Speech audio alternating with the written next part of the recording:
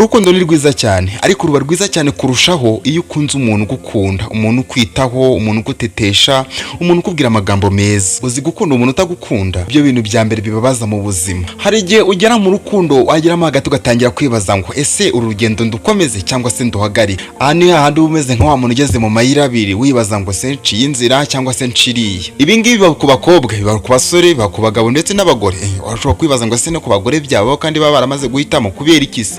Nanjye ushobora guhita nkubaza ngo ese kubera iki nyine divorce zibaho, umwe akajya ukwe n'undi akajya ukwe? Nibyo koko, reka turebere hamwe bimwe mu bintu bishobora kuba byatuma umuntu atifuza gukomeza urukundo cyangwa se bimwe mu bintu bituma umuntu yifuza kuba yava mu rukundo. Hanyuma ariko tuze no kugaruka dusakisha ikintu cyatuma umuntu abasha kuba yaguma mu rukundo cyangwa se yafata icyemezo cyo kwicara mu rukundo kandi akarugumamo neza. Babaje kubona umwana w'umukobwa aruguruka mu rugo asezeye ababyeyi ndetse n'umusore yaje kumusaba agakwa, akava iwabo akagenda akajya ku mugabo, ariko nyuma y'ibyumweru bibiri agatangira gutekereza ikintu cyatuma asubira mu rugo. Cyangwa se hari n'abantu bajya bibanira bitagombye ngo izo mariage zihabe, ukumva umukobwa abwiye mama we ati rwose niboneye umugabo kandi ndagiye, nta n'ikintu cyatuma mpagarara. Ariko nyuma y'amezi ageze nko kuri abiri agatangira gutekereza cyangwa se agatangira guhamagara mama amubwira ati mama urugo rurananiye, mama ndi kumva ndambiwe. Ibaze nyine ku mezi abiri ngo ararambiwe. Ariko mbere y'uko uyu mukobwa agende cyangwa se mbere y'uko bajya kubana, hari ibintu umukobwa batarabashije kwitaho ngo abanze ngo arebe,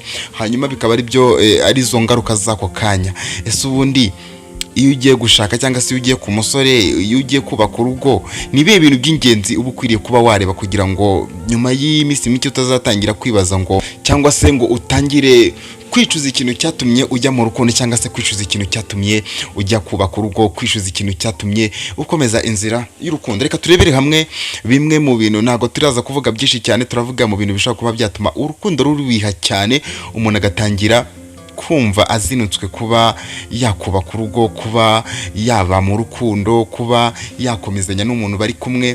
Ibintu nk'ibyo bigiye bitandukanye. Ikintu cya mbere ni iki ngiki, ariko mbere yo kumubwira icya mbere reka mbanze nakira abantu bashasha kuri YouTube channel, kuko naje gusanga ikintu cyiza ari uko twazajya dukorana ikiganiro tuziranye cyangwa se twamaze kwakirana umuntu mushyashya hano kuri YouTube channel. Aba ari umuntu utarakanda subscribe, niba utarakanda subscribe yikande, ikindi kandi kugufungura inzogera kugira ngo buri kiganiro cyose gitambutse anga cyangwa se inkuru y'urukundo itambutse anga cyangwa se zagitambuka anga zaje nawe ubasha kubona ibiganiro byacu, ubibone mu bambere kandi ubibonere ku gihe. So niba uwo dukunze kubana kuri YouTube channel, tukaba dukunze kubana ibiganiro bitandukanye bikunze gutambuka anga, ntiwirengageze kuba waduhereza comment, ntiwirengageze kuba wakanda like kuri no video kugira ngo nawe ube umwe mu bantu bashyigikira ibiganiro byacu bikunze gutambuka ngaha kuri YouTube channel Rukundo Love Stories. Reka turebere hamwe ikintu cya mbere kiba gishobora kuba cyatuma urukundo rubiha, kikaba cyatuma umuntu mukundana afata icyemezo cyo kubivamo, kikaba cyatuma umuntu mukundana atifuza mbese gukomeza inzira y'urukundo, agatangira gushidikanya ko aba utanamukunda. Ikintu cya mbere ni iki ngiki, nuko mutajya muhana umwanya kugira ngo muwe mwaganira ku bintu bigendanye n'urukundo rwanyu. Nibyo koko uramukunda, uri kuri wa muntu ukunda kwigendera, nimba urugero mubana uraza uhitira kujya kuryama, ntago ufata akanya ngo muganire, urebe famiye uyiganirize, umenye uko bimeze. Niba ari umusore cyangwa se ari umukobwa, birashoboka cyane ko niba warajyaga umuhamagara kabiri ku munsi warabigabanyije, rimwe na rimwe urarota namuhamagaye. Ahanga rero uba wamaze kutangira kugenda urukundo rwanyu usa naho urwangiza, kubera yuko niba hari ikintu kibasha kuba cyatuma urukundo rutera imbere cyangwa se ntabwo ari n'urukundo gusa, uzajya witegereza no mu buzima busanzwe. Naguha urugero nk'abantu bari mu itsinda runaka, kugira ngo ibintu babashe kugenda babikurikirana neza by'imitungo yabo, hari umunsi baba barahanyeho kujya bakunda kuba bahura kugira ngo bagire ibyo bapanga.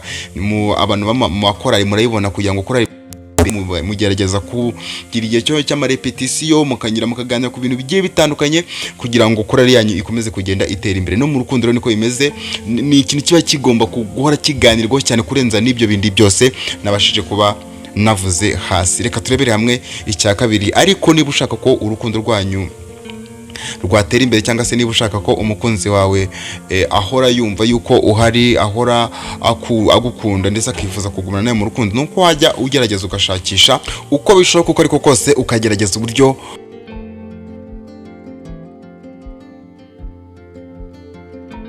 habaho kuganira hagati yawe n'uwo mukundana cyangwa se n'umufatikanyije urugendo. Icya kabiri iki ngiki, kuko nagutegura ibintu bigeze kuri bitanu ntabwo turi bubirenze kugira ngo ino video itaza kuba ndende, n'ubundi ibiganiro aba ari akagaruka, tuba tuzagaruka tukaganira n'ibindi, tuba tuzagaruka tukavuga n'inkuru z'urukundo nyinshi zigiye zitandukanye. Reka turebere hamwe icya kabiri. Ikintu cya kabiri rero mw'abantu mwe gishobora kuba cyatuma urukundo rwangirika ndetse umuntu akifuza kuruvamo kandi atari igihe cyo kuruvamo, kandi gikunze kuba ku rubyiruko, gikunze kuba ku bantu bubatse, gikunze kuba ku ngeri izo zose. Niyo mpamvu ukwiriye kugiha agaciro ndetse ukacyumva. Ni ikintu cyo kubeshya. Usibye ko kubeshya ari icyaha, Bibiliya yo ivuga ko kubeshya ari icyaha n'ubusanzwe, ariko noneho iki ngicyo kigeze ku bantu babiri bakundana hakabamo kubeshyanya ndetse no kutizerana. Ibi bintu bishobora kuba byatuma urukundo ruhita rujya hasi rwose bidatinze. So hari igihe kimwe kigera ukamubeshya, ejo ukongera akihangana, ariko bimaze kuba kenshi cyane atangira kubona yuko utari seriye mu rukundo rwose, ako kanya rwose akaba yanafata icyemezo cyo kuvuga ngo njyewe mbivuyemo. Kandi nanone iki ngicyo cyo kubeshya kigendana ni iki ngiki cya gatatu tugiye kuvugaho, ari cyo cyo kuba habaho gucana inyuma. Iyo mwaba mubana ukaba wamuca inyuma ukajya mu bandi bagore cyangwa se ukajya mu bandi bagabo, cyangwa se mwaba mukundana mu busanzwe abatereta nabo babyita gutendeka. Gutendeka rero ntabwo ari ibintu byiza nabyo, wumve ko bifitanye isano no gucana inyuma. Ni ukuvuga ngo iyo umukunzi wawe yamaze kumenya neza yuko umuca inyuma, atitaye ku mitungo wawe ufite, atitaye ku bwiza wawe unafite, atitaye kuri buri kimwe cyose, abona yuko utari seriye mu rukundo rwose, akaba yahita avuga ati gukomeza iyi nzira ntabwo nabishobora.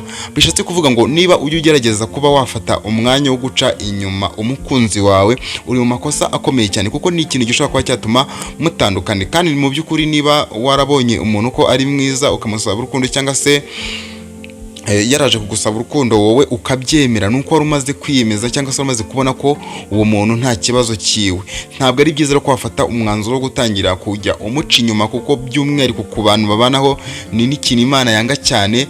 Buriya ku basore ho byapfa kugira agahengekero, reka mbivuge gutyo, usibye ko ntabibashyigikiyemo, ariko ku bantu bubatseho ni icyitonderwa. Ntabwo ari byiza ko wafata umwanzuro wo kujya guca inyuma umukunzi wawe, kandi uzi neza ko nibundi ibyo urimo kujya gushaka n'umukunzi wawe arabifite, kandi wamaze kuba washyingirwa cyangwa se wamaze kuba wabana n'umuntu mukundana, utaniteye ku ibyo bintu ugomba guhama hamwe rwose ukubaka urugo, kuko nicyo kiba cyarakuzanye. Tudatinze katwigendere ku cya kane kugira ngo ikiganiro cyacu kitaza kuba kirekire, kandi tuze gusoza tureba inama zadufasha kuba twaguma mu rukundo neza, cyangwa se twaba mu rukundo neza cyane. Icya kane rero buriya ni ukutubahana ndetse no gusuzugurana, ndetse ibyo ngibyo bikaza kwiteranyaho no kuba abantu bahora mu ntonganya, bahora bashyamirana, bahora bashaka kuba bagira ibintu bapfa. Ibi bintu byangiza urukundo cyane. Ariko nkajya nibaza ngo ubundi nukute umuntu mwabanye umukunda wafate icyemezo cyo kujya umusuzugura, ukamwereka ko ari umuntu udafatika, ukamwereka ko ari umuntu utatanga ibitekerezo bifatika. Why? Kubera iki ibi bintu biba? Izi ntonganya ntimugire ngo zigarukira mu kuba zakangiza umubano wanyu gusa, kuko izi ntonganya zo ziragenda zigakora kuri famiye yose, zigakora ku bana, zigakora ku nshuti, zigakora ku miryango.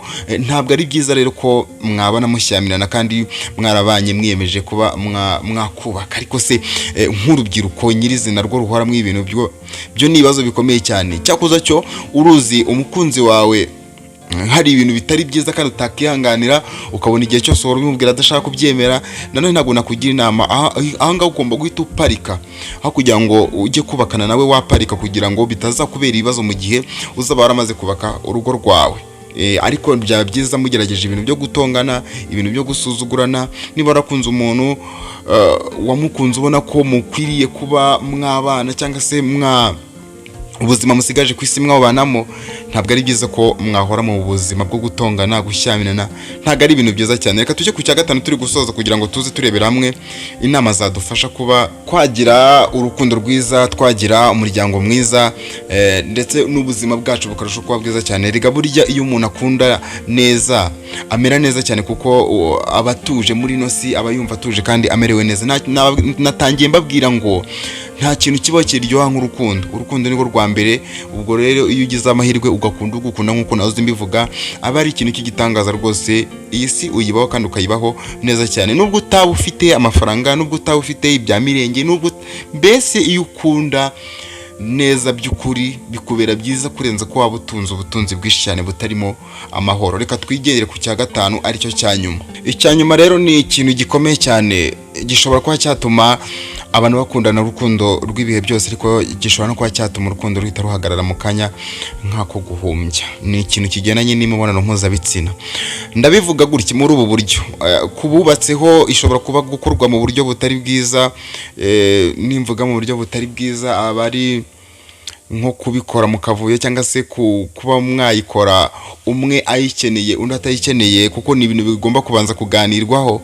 Ibi bintu bikaba byafatwa nko guhohoterwa cyangwa se kuba yakoreshwa imibonano mpuzabitsina ku gahato, bikaba byatuma rero yifuza kuba yava mu rukundo cyangwa se yanava mu rugo akagenda, kuko iyo ari ibintu bidakorwa neza bishobora kuba byatuma umuntu asenya. Nanone ku rubyiruko birashoboka cyane ko ushobora gukundana n'umuntu akaba akeneye ko muyikora ariko wowe utayishaka, bikaba byatuma nabwo rero urukundo rushobora kuba rwahagararira aho ngaho. Ariko ku rubyiruko reka mbanze mbabwire, ntabwo ari byiza ko ibi bintu by'imibonano mpuzabitsina mwabyinjiramo, kuko ibi bintu tuzategura ikindi kiganiro tubiganiraho ku rubyiruko. Niba munabyemera murambwira hasi muri comment.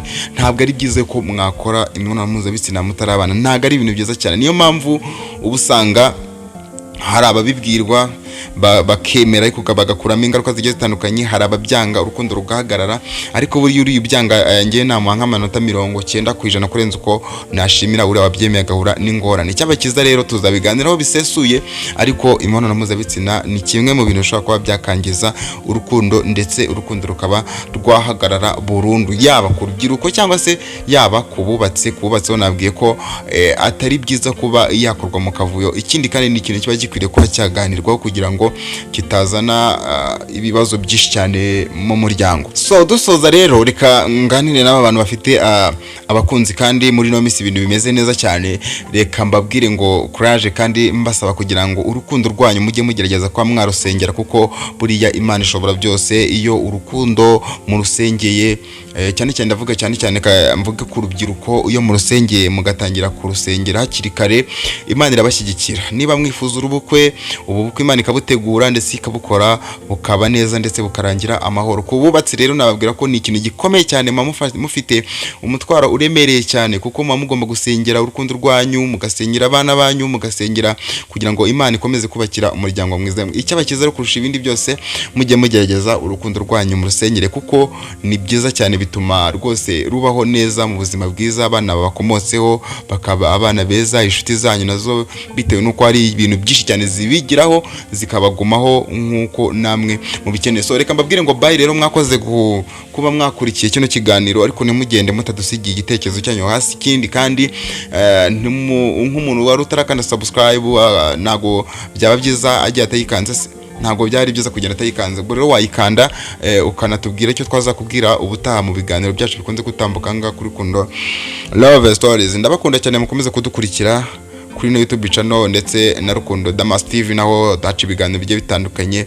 Hose mujye mudukurikira kugira ngo tubashe kurushaho kugenda tuzamura channel zanyu. Bye, ndabakunda, mukomeze kugira ibihe byiza. Nge nari Rukundo Damas.